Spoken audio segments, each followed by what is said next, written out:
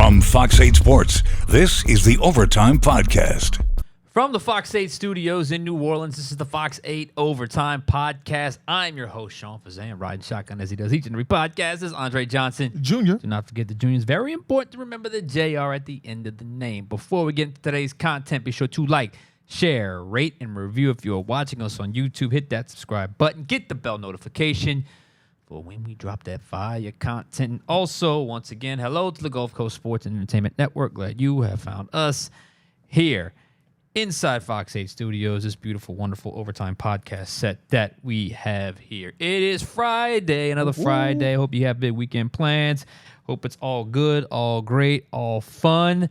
Anything lined up for you this weekend? Not at all, and that's how I like my weekends. Okay. I like my weekends on my couch, watching my TV, maybe go out to a restaurant with the wife at some point, but nothing special. Yeah, we'll see if the weather holds up this weekend. So if you're doing anything outdoors, it's fun. If not, just figure something out, have fun. Your weekends, enjoy it. Okay, like we said, it is Friday, closing out another week here in Saints draft land, and we have been spending a lot of time when it comes to the Saints draft, as we would if you cover an NFL team in April. This is where everyone's attention has gone into, and we have spent an absolute ton of time talking about the quarterback position, and why not? It's a lot of different layers to it. The Saints are obviously in a position where they could draft one. So we've discussed that, but today we're going to move to another side of the ball, not the other side of the ball, another position, same side of the ball. And look, it's one of the premier playmaking positions, and I have long said the Saints need to add playmakers. And you heard Kellen Moore allude to it, sort of the not necessarily all in on specific positions, just they need impact players. I think that's what he was alluding to, because I felt like they were a couple of players short. But, of course, the position I'm talking about is the running back position. The Saints pick at 9, and there is one player we are really here to debate, discuss, and we want to know what you guys have to say about it. Leave the comments down below.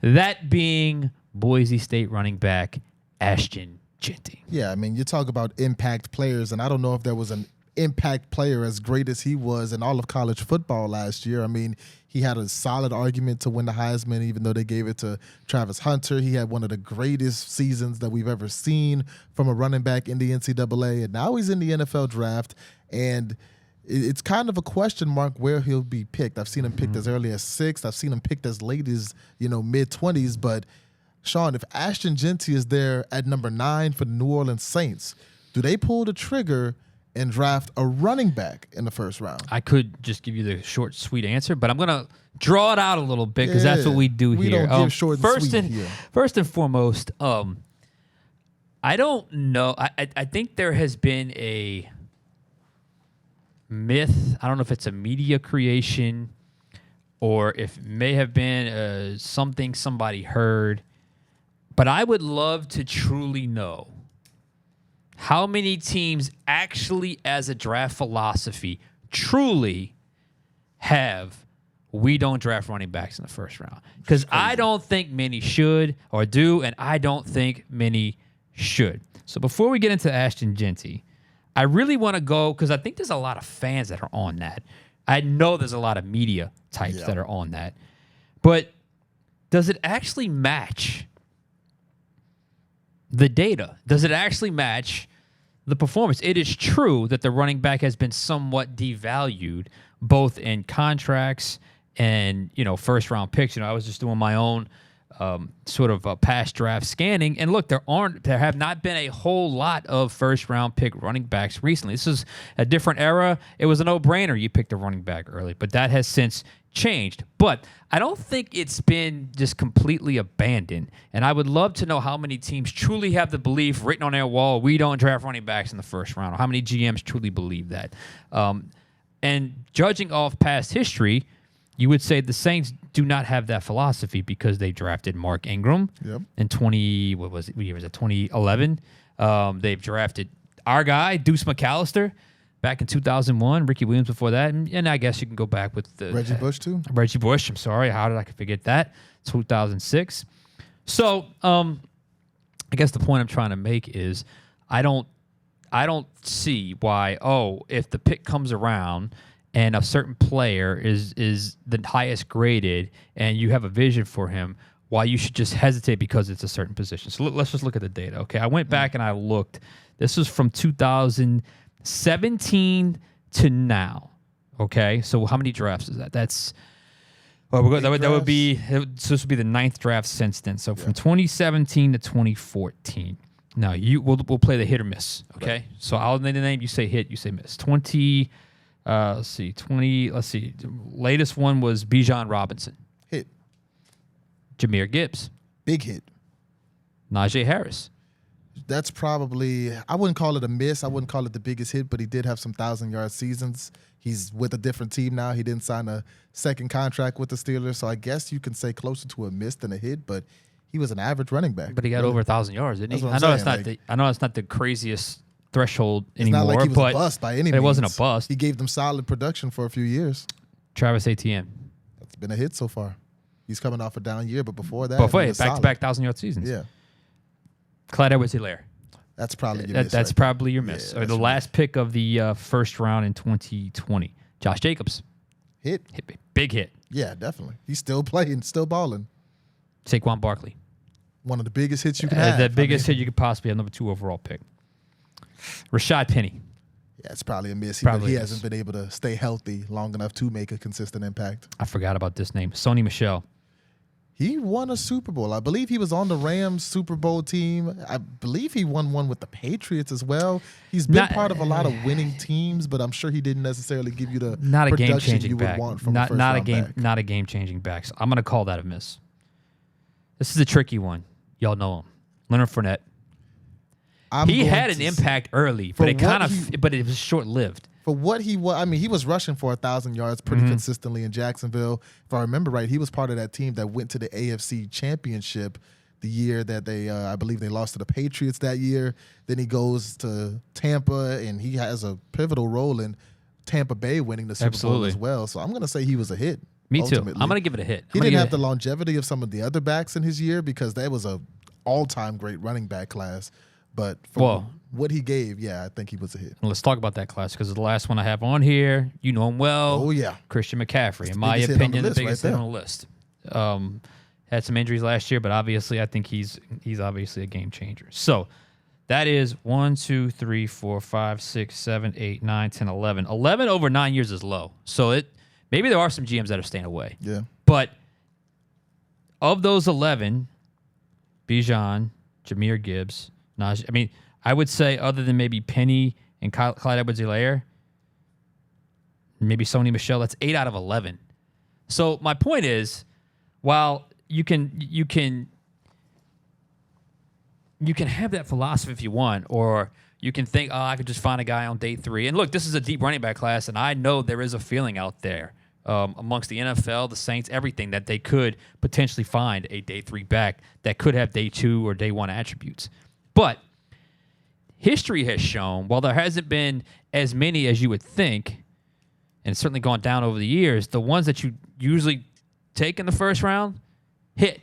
Right. So that leads us to where we're at right now with the New Orleans Saints at the number 9 spot in the 2025 draft, and Ashton Jeanty. Okay, so Ashton Jeanty, the player, is magnificent. Magnificent. You look at him, you watch him. I was watching a couple of his stuff, a couple of his plays, and there's one play on his tape where he breaks it outside, and it's him outside, and there's 3 defenders. And he's not juking or anything. He's just breaking those tackles and getting through them. He's got an unbelievable ability to break tackles that I have not seen that stylistically. Usually when you're making somebody miss, you're cutting, you're this, you're that. He just breaks tackles, just purely breaks tackles. From a size standpoint, is he a smaller back? What is he? He's more of a 5'9" type back? 5'9". He's not large, like physically, but he's stocky. Yeah, he's definitely that. And obviously, he's been incredibly productive at Boise State. And I have been the guy that has banged the drum. You need playmakers, you need playmakers, you need playmakers. I know the Saints' recent history of drafting linemen, offensive or defensive, in the first round, and you cannot ignore that. I see the huge need at cornerback. I see it. Huge need. But if you feel comfortable in your board, you feel you can get those two positions at a later spot, and they can come in and make impact for you, and your pick comes around at number 9, and Ashton Jeanty is by far and away the highest graded prospect on your board, and I know they like him. I know they like him a lot. Give me a reason why they shouldn't.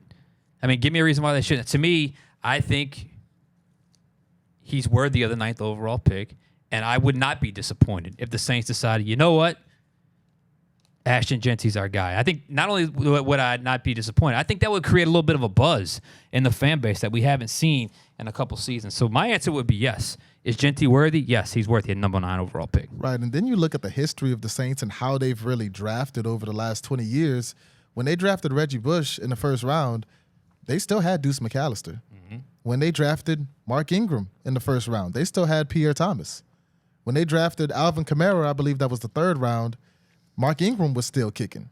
They have consistently drafted the next running back while the previous running back is still giving them solid production. And Alvin Kamara had a big bounce-back season last year and had given them solid production before he got injured late in the season. So I think that this kind of fits the trend that the Saints have kind of leaned into over the past 20 years, and I guess I can see the argument against picking a running back that high because there are some really good backs that have gone in rounds 2 through 4. Alvin Kamara being one of them. Joe Mixon, Dalvin Cook, Nick Chubb, Tony Pollard, Jonathan Taylor, Chuba Hubbard, Devin Achane, Breece Hall, like all guys. Derrick Henry.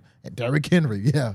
All guys who were giving their team solid production that were picked in rounds 2 through 4, but are you banking on that? When you have that guy, when you have a guy in Ashton Jeanty who was able to do something that none of the people I just named or any of the people that you named were able to do in college, when you've got a guy who, as deep as you can say this running back class might be, there is one guy who sits at the top of that hierarchy, number 1 by far, and it's Ashton Jeanty. And when you look at the Saints roster that lacks playmakers, that lacks players that'll make a defensive coordinator stay up, in a cold sweat at night before he plays the Saints. Guys who you come into the game and say, we got to shut this person down or we will not win this game. The Saints don't really have anybody like that. And if you can bring in Ashton Jeanty, you don't have to throw him in and he doesn't have to get 25 touches immediately because you've got Alvin Kamara. You can kind of ease him into that role and let him take over this backfield. I think now is the perfect time to pick a running back like Ashton Jeanty. And, running back in the NFL, you touched on it earlier, it's been devalued over the last few years, not just by, the media, also by teams. You see it not just where they're being drafted, but also in the way that they're paid and the way that running backs are kind of seen as expendable when it comes to contract talks. But I think last season, Saquon may have changed the conversation. Because the Eagles do not win that championship without Saquon Barkley rushing for 2,000 yards last year. He is the main reason why they were the best team in the NFL. Oh, and by the way, when he was doing all of that, he did it with Kellen Moore as his offensive coordinator. Kellen Moore is now the head coach of the Saints. The same Kellen Moore that came from Boise State, which is where Ashton Jeanty is coming from. So, you can see the lines kind of, coming together. Joel Thomas, Saints running backs coach, was out at the pro day doing some working them out, doing a lot of stuff.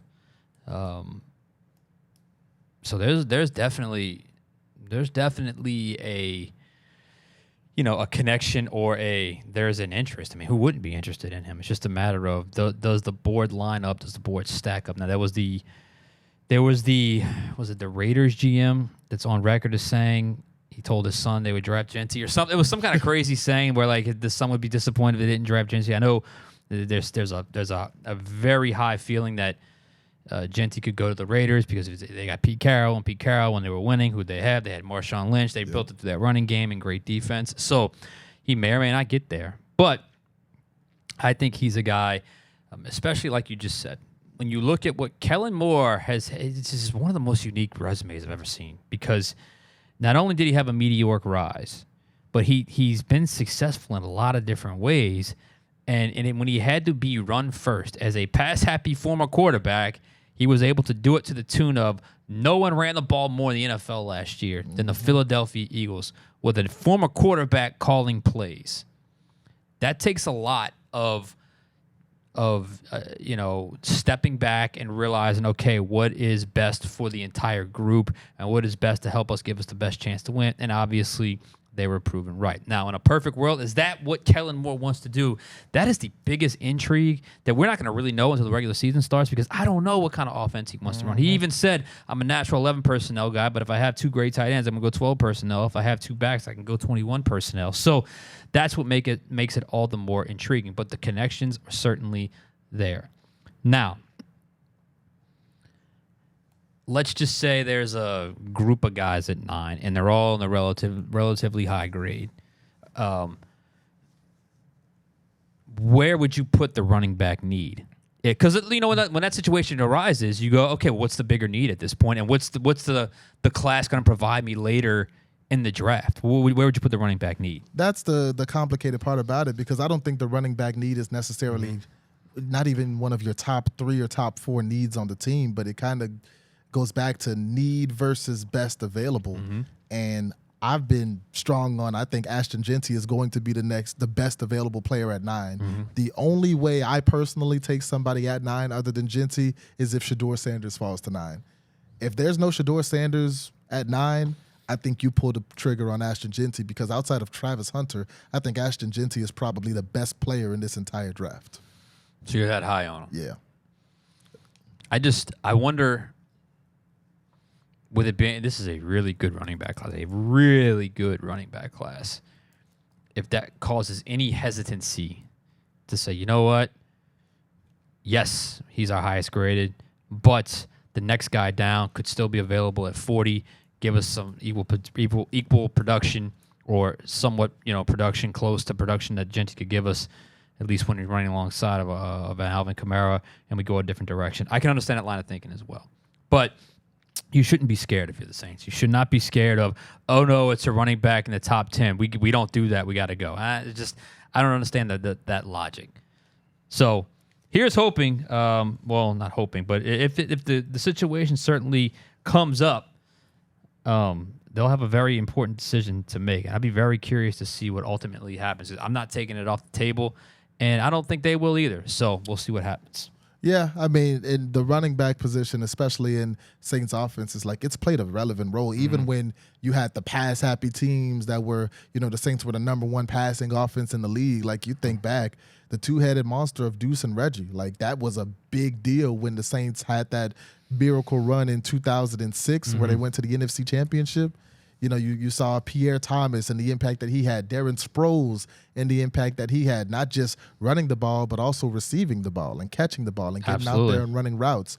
We know what Alvin Kamara has done for this team. We saw what Mark Ingram was able to do for this team at the peak of his power. So even though the Saints aren't necessarily a team that have always had necessarily a top 5, top 10 rushing attack, the running back has always been relevant in one way or another. And even if you look historically throughout the teams that have been winning Super Bowls lately, when the Chiefs were winning it, they had Patrick Mahomes, but Isaiah Pacheco really broke into his own and was able to play a big role in winning. When Tom Brady won it in Tampa, they were calling Leonard Fournette Playoff Lenny, because that's how big that he was in that championship run. I mentioned what Saquon did for the Eagles. Like, even though, it's a passing league now and running backs are kind of kicked down. I kind of think it's coming swinging back, though, man. Yeah. I really think it's starting to swing back a little bit. So here's the other thing. All right, so let's just say either Jeanty's gone or they don't have him the highest graded best player available at 9 and someone else is the highest graded, which could very well be the case. I mean, I'm not saying you run a just because he's available, you have to take him. I mean, to me, it's got to match where the grade is to go get a player like Ashton Jeanty. So we'll see if that ultimately plays itself out. But here's the rest of the class. I'm looking at it. I guess this is what USA Today ranking. Omarion Hampton, who is really getting a lot of buzz. Travarian Henderson out of Ohio State. Caleb Johnson out of Iowa. Quinshon Judkins out of Ohio State. Devin Neal, Kansas is an interesting one. Damian Martinez, Miami. Dylan Sampson, another smaller guy out of Tennessee. Touchdown High School. Cam Skatibo, Arizona State. I know he's kind of become a fan favorite up at Arizona State. RJ Harvey. I haven't even got to my guy. This didn't even have my guy, DJ Giddens. So if you didn't get Jeanty, or you missed out on Jeanty, and they bypassed it, I still think the Saints could get a quality back in that class. Of those guys, you know where I stand. I'm a DJ Giddens guy. I really think that could be a steal, 3rd round, 4th round. I had him in my 4th round in my last mock. Of those guys, which ones do you think could be the best fits? I like Omarion. I like what we've been talking about DJ Giddens. I like Quinshon Judkins. I like Dylan Sampson. I like Travion Henderson. I was able to watch him at Ohio State for a while. But to me, these are good backs. Mm-hmm. Jeanty is a great back. Mm-hmm. Like the gap between Jeanty and the next guys, like all of these guys, you're kind of taking a chance with them, drafting them in rounds 2, 3, 4, 5, and you're hoping that they can fit into a role. You're hoping that they can fit into a system. If you draft Ashton Jeanty, he could be the system. Yeah. Like there's such a gap between Jeanty and the next best people. Like that's why I wouldn't pass up Jeanty to potentially maybe get one of those guys later in the draft, because if you've got that guy, you get that guy. Now, if, like you said, if the Raiders take him at 6, if maybe you have somebody graded higher than him at 9, then I think you could look later in the draft, because while running back is not your biggest need, it is a need, because Alvin Kamara is not getting any younger. Kendre Miller, who you drafted in mid-rounds, if I remember right, it was the 3rd round. 3rd round, yeah. Kendre Miller has not been able to consistently stay on the field. The Jamal Williams experiment didn't work out. Taysom Hill, we don't know what's going on with Taysom Hill and, what he can contribute to the rushing attack next year. So really, I can see taking a running back. I think you almost have to take a running back in this draft just to get some young blood in that room. But if you can get it at 9th overall and it's Ashton Jeanty, I think you pull that trigger. And what I also like about the idea of taking the best running back is he doesn't have to be like the star right away. If it happens, it happens. Because he would come into a situation where he's got Alvin one more year. I think he would immediately walk in and at least be the 2nd best running back on the team, because the Kendre Miller situation is really, it's frustrated a lot of people, and he's obviously on his last chance when it comes to the Saints. And I would go so far as to say he might even be on the roster bubble next year going into the training camp. So similar to if you had drafted a wide receiver or a tight end, unlike maybe like a quarterback or an edge pass rusher where those guys are on the field a little bit more, you can work them in where they're getting a lot of reps, but also development, but also you wouldn't necessarily have to throw the whole thing at them right away. But if they show they can do it, then, obviously the more snaps they get. I remember Alvin's first year in 2017. Obviously, they had Mark Ingram. If you recall, they also had Adrian Peterson. But by the 4th game of the season, it was abundantly clear Sean Payton had gravitated to Alvin Kamara because of Alvin Kamara's unique versatility, and that was always the style of back that he preferred. And that's when Kamara just going, this, and this. They became the boom and zoom dynamic with he and Mark Ingram. They ended up trading Adrian Peterson, who was not a fit. It was a weird signing to begin with, and away they go. And 9 years later, Alvin Kamara is still there. But he is turning 30 this year. I think stylistically he might be able to last more than one more year, but at least one more season in the NFL. So I like the idea of it. Also, to your point about Jeanty being the system, being, dare I say, their Saquon. Yeah. How soon would you turn to that? If you were Kellen Moore, your first year head coach, how soon would you gravitate to that? I mean, when Peyton did with Alvin Kamara, he still had Drew, and Peyton was 11 years in as head coach. Yeah. So how soon do you trust that if you're a guy like Kellen Moore? I think if Ashton Jeanty comes in and he's got that ability and he's as dynamic in the NFL as he was in college, you do it relatively early, because with the running back position, there's less patience. With a quarterback, it's not foreign to say, hey, we're going to let this quarterback sit behind a veteran for a year or 2, maybe 3 or 4 years, and really learn and really step forward and do the job. You're not sitting a running back for 3-4 years, because once they hit that second contract, that's probably their last big contract in the league because the NFL acts like once you hit 28, 29, 30, you've pretty much expired as a running back. So it seems like there's always more of a rush or a hurry to get those running backs on the field quickly and let them do what they do. So I don't think there's going to be a lot of patience from Kellen Moore if Jeanty comes in and he can perform at that level. And look, and if you get a first-round guy, you get that fifth-year option, which means, let's just do the math. 21, 22 right now, 5 years in, 27. If at that point you felt like it was time to move on, you wouldn't have started to commit a second contract to that player. So that would be the advantage of a first-round pick, is you get that fifth-year option, which is why a lot of teams do that for a different position, that being the quarterback position, just because you get that extra fifth year. Because we all know the price tag for quarterbacks are getting crazy, as we saw with the Geno Smith contract today. Was it 2 years, $84 million? Is that what it was? $85 million? $85 million over 2 years. Man. Whew. And you said he turns 35 this year? Turns 35 years old this year. Whew. So just a lot of different things to think about. And as we kind of wrap things up here, look, I like Jeanty the player, but I do want to know where the fan base is on this, because I know there's a ton of people that are like, nah, no need. I know there's a ton of people that do what we do. No need. You don't touch the running back in the first round. Maybe they're proven right. Maybe they're proven wrong. But I think all in all, if he's there and he's your highest graded, don't hesitate. Right. And you ran through the list earlier. The teams that have touched running back in the first round, it turned out pretty all right for him. Bijan's working out in Atlanta. Christian McCaffrey, he went and got himself, a lot of money in Carolina and San Francisco. We've seen. And the top guys are getting paid. Exactly. They are getting paid. Christian McCaffrey got paid. I think it was $18 million a year. Saquon just got re-upped, didn't he? Yeah, Saquon. So the guys that are getting picked high in the first round, it's working out for those teams. Well, if you keep them, unlike the New York Giants, who let them go to a divisional rival. But that's a different story. Different story for a different day. All right, we're gonna get out of here. Enjoy y'all weekend. For Andre Johnson Jr., I am Sean Fazende. We will catch you guys next time on Overtime.